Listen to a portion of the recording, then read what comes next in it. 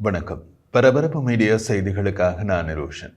காசாவில் பாலஸ்தீனியர்களுக்கு நிரந்தர எதிர்காலம் இருப்பதாக தான் நினைக்கவில்லை என்று கூறிய ஜனாதிபதி டொனால்ட் ட்ரம்ப், பாலஸ்தீனியர்கள் காசாவை விட்டு நிரந்தரமாக வெளியேற வேண்டும் என்றும் அமெரிக்கா காசா பகுதியை கைப்பற்றும் என்றும் கூறினார்.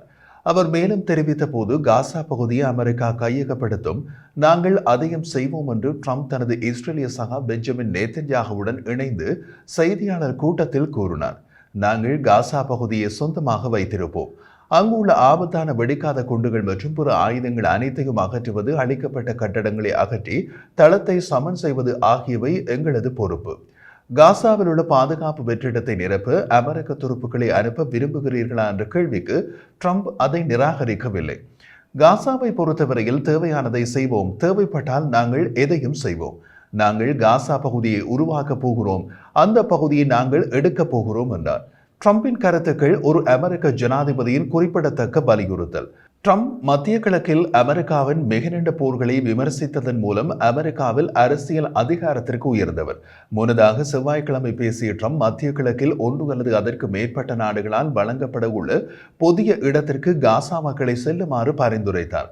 மேலும் தெரிவித்த அவர், அவர்கள் காசா பகுதியில் இருக்கிறார்கள், ஏனென்றால் அவர்களுக்கு வேறு வழி இல்லை. அவர்களிடம் என்ன இருக்கிறது? காசா பகுதி தற்போது ஒரு பெரிய இடிந்த குவியல் என்று ஓவல் அலுவலகத்தில் நேதன்யாகுவுடன் பேச்சுவார்த்தை நடத்துவதற்கு சில நிமிடங்களுக்கு முன்பு ட்ரம்ப் கூறினார்.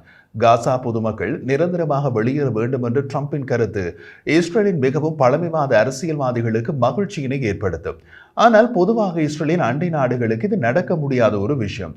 அவர்கள் புதிய பாலஸ்தீனிய அகதிகளை காசா பகுதியிலிருந்து ஏற்றுக்கொள்ள விரும்பவில்லை என்று கூறியுள்ளனர்.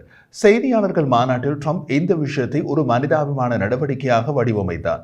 போரினால் பாதிக்கப்பட்ட பிரதேசத்தில் யாரும் இருக்க விரும்புவார்கள் என்று நம்புவது சாத்தியமில்லை என்று கூறினார். அப்படியானால் அவர்கள் ஏன் காசா திரும்ப விரும்புகிறார்கள் என்று உரத்த குரலில் கேட்ட ஒரு நிருபரை புறக்கணித்து ட்ரம்ப் கூறினார், ஏனென்றால் அது அவர்களின் வீடு.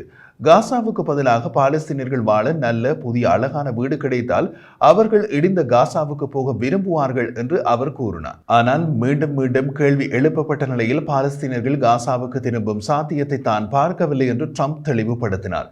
மக்கள் மீண்டும் காசாவுக்கு செல்ல வேண்டும் என்று நான் நினைக்கவில்லை.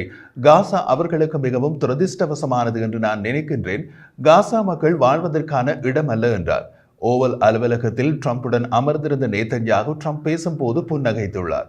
இஸ்ரேலிய பிரதமர் உள்நாட்டில் முரண்பட்ட அழுத்தங்களின் கீழ் காசாவில் அடுத்த கட்ட போர் நிறுத்தத்தில் ட்ரம்ப் எங்கு நிற்கிறார் என்பதை சரியாக அறிய வாஷிங்டன் சென்றிருந்தார். ஆனால் பாலஸ்தீனர்களுக்கான நிரந்தர இல்லமாக காசாவை பார்க்காத ட்ரம்பின் மங்கலான பார்வைகள் இஸ்ரேலிய பிரதமரின் தீவிர வலதுசாரி கூட்டாளிகளுக்கு மகிழ்ச்சியை வழங்குவது உறுதி. நேதன்யாகுவின் வருகை மற்றும் ட்ரம்புடன் அவரது சந்திப்பு பல மணி நேரம் நீடிக்கும் மற்றும் ஒரு கூட்டு செய்தியான சந்திப்பை உள்ளடக்கியதாக எதிர்பார்க்கப்பட்டது. இவை அனைத்தும் இஸ்ரேலுடன் ட்ரம்பின் ஒற்றுமையை நிரூபிக்கும். மத்திய கிழக்கின் எதிர்காலம் ட்ரம்பின் வார்த்தைகளில் சவாரி செய்யக்கூடிய சாத்தியத்தை ஏற்படுத்துமா என்று உடனடியாக சொல்வது கடினம். ட்ரம்ப் பதவிக்கு வருவதற்கு சில நாட்களுக்கு முன்பு பணிய கைதிகள் போர் நிறுத்த ஒப்பந்தத்திற்கு ட்ரம்பின் வருகை ஒரு முக்கிய காரணம் என்பதை மறுப்பதற்கில்லை. வெளியேறும் நிலையில் ஜோ பைடன் நிர்வாகத்தின் அதிகாரிகள் கூட ட்ரம்பின் வருகை இஸ்ரேல் மற்றும் ஹமாஸ் மீது அழுத்தம் கொடுக்க உதவியது என்பதை ஒப்புக்கொண்டனர். நேதன்யாகு தன்னை வெள்ளை மாளிகைக்கு அழைத்தவருக்கு தனது நன்றி உணர்வை தெரிவிக்க முற்படுகிறார். ட்ரம்பின் முயற்சிகளை பாராட்டினார். இந்த முயற்சிகளுக்கு ஜனாதிபதி ட்ரம்ப் பெரும் சக்தியையும் சக்தி வாய்ந்த தலைமையையும் சேர்த்துள்ளார் என்று நான் நினைக்கின்றேன் என்று ஓவல் அலுவலகத்தில் நேதன்யாகு கூறினார். ஆனால் இந்த பணிய கைதிகள் போர் நிறுத்த ஒப்பந்தம் முடிவடைய ட்ரம்ப் 3 கட்ட திட்டத்தின் இன்னமும் மீதமுள்ள 2 கட்டங்களை மேற்பார்வையிட வேண்டும். நேதன்யாகுவை சந்திப்பதற்கு ஒரு நாள் முன்பு அவர் அதில் பெரிதாக நம்பிக்கையை காட்டவில்லை. முதல் நாள் ட்ரம்ப் ஓவல் அலுவலகத்தில் செய்தியாளர்களிடம் பணிய கைதிகள் போர் நிறுத்த ஒப்பந்தம் முழுமையாக செயற்படுத்தப்படும் என்பதில் எனக்கு எந்த உறுதியும் இல்லை என்று கூறினார். அங்கு அவர் சில ஆவணங்களில் கையெழுத்திடுவதை பார்க்க செய்தியாளர்களை அழைத்திருந்தார். ஒரு நாள் கழித்து அவர் சற்று நம்பிக்கையுடன் ஒலித்தார். என்ன நடக்கிறது என்று பார்ப்போம். நாங்கள் மிகவும் சிக்கலான நபர்களை கையாளுகிறோம். இருப்பினும் அந்த ஒப்பந்தம் முற்றிலும் நடத்தப்பட்டாலும் நடத்தப்படலாம் என்று அவர் செவ்வாய்க்கிழமை நேதன்யாகுவிடம் கூறினார். போர் நிறுத்த ஒப்பந்தத்தின் உடனடி விஷயத்திற்கு அப்பால் ட்ரம்பும் நேதன்யாகுவும் விவாதிக்க நிறைய இருக்கின்றன.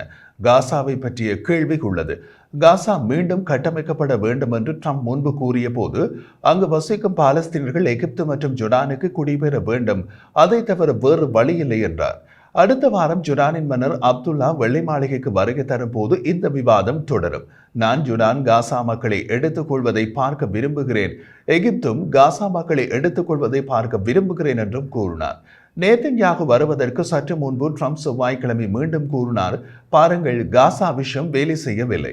காசா பிரச்சனை முடிவுக்கு வந்தால் இஸ்ரேலுக்கும் அதன் அரபு அண்டை நாடுகளுக்கும் முக்கியமாக சவுதி அரேபியாவுக்கும் இடையிலான உறவுகளை ஒரு பெரிய அளவிலான இயல்பாக்குவதற்கான வாய்ப்பு உள்ளது என்றும் ட்ரம்ப் சுட்டிக்காட்டினார். அதனால் காசா பொதுமக்களை அங்கிருந்து வெளியேற்ற வேண்டும் என்றார்.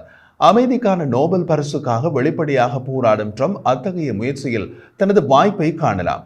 இது முழு மத்திய கிழக்கையும் மாற்றி இஸ்ரேல் மற்றும் சவுதியின் பொதுவான எதிரியான ஈரானுக்கு எதிராக ஒரு புதிய அரணை உருவாக்க முடியும். நேதன்யாகு ராஜதந்திரத்தில் ஆர்வமாக உள்ளாரா அல்லது அதற்கு பதிலாக ஈரானுக்கு எதிராக தீர்க்கமான ராணுவ நடவடிக்கை எடுப்பதற்கான ஒரு தருணமாக ட்ரம்பின் 2வது பதவிக்காலத்தை பார்க்கிறாரா என்பது இனிமேல் தான் தெரிய வேண்டும். அதன் அணுசக்தி திட்டத்தை கூட நிறுத்த முடியுமா என்பதையும் பார்க்க வேண்டும். ஈரானிய ஆதரவு இயக்கங்கள் அளிக்கப்பட்ட தருணத்தை பயன்படுத்தி ஈரான் தனது அணுசக்தி அபிலாஷைகளை முடுக்கி விடுவதற்கான வாய்ப்பை நிராகரிக்க முடியாது. அப்படியான நிலை ஏற்படும் போது வாஷிங்டன் நட்புறவை கொண்டிருக்கும் நேதன்யாகு ட்ரம்பின் உதவியுடன் ஈரான் மீது நேரடி தாக்குதலில் ஈடுபடலாம் என்று ஏற்கனவே ஊகங்கள் உள்ளன. தனது பங்குக்கு ட்ரம்ப் ஈரானுடன் ஒரு புதிய மோதலை தொடங்குவதில் ஆர்வமாக இல்லை. ஆனால் ஈரான் மீதான இஸ்ரேலிய தாக்குதலுக்கு ஆதரவு அளிக்கலாம். பைடன் பதவி காலத்தில் இறுதி பகுதியில் அமெரிக்க மற்றும் இஸ்ரேலிய தலைவர்களுக்கு இடையே உறவுகள் மிகவும் மோசமாக இருந்தன. காசாவில் நடந்து கொண்டிருக்கும் போர் மற்றும் போர் நிறுத்த பேச்சுவார்த்தைகளுக்கு பைடனின் உதவியாளர்களின் தீவிர முயற்சிகளில் ஈடுபட்ட போதிலும் பைடனும் நேதன்யாகவும் தமக்கிடையே பேசாமல் பல மாதங்கள் இருந்தனர். கடந்த நவம்பரில் அமெரிக்க ஜனாதிபதி தேர்தலுக்கு முன்னதாக ட்ரம்பின் வெற்றியை நேதன்யாகு ஆதரித்தார் என்பதில் பைடன் குழுவினரிடையே சிறிய நெருடல் இருந்தது. நேதன்யாகு கமலா ஹாரிஸ் தலைமையிலான அமெரிக்க அரசாங்கத்திடமிருந்து தனது போர் நோக்கங்களுக்கு கிடைக்கும் ஒத்துழைப்பை விட ட்ரம்ப் தலைமையிலான அமெரிக்க அரசாங்கத்துடன் தனது போர் நோக்கங்களை தொடரலாம் என்று நம்பினார். அந்த கணிப்புகள் தவறாகவில்லை.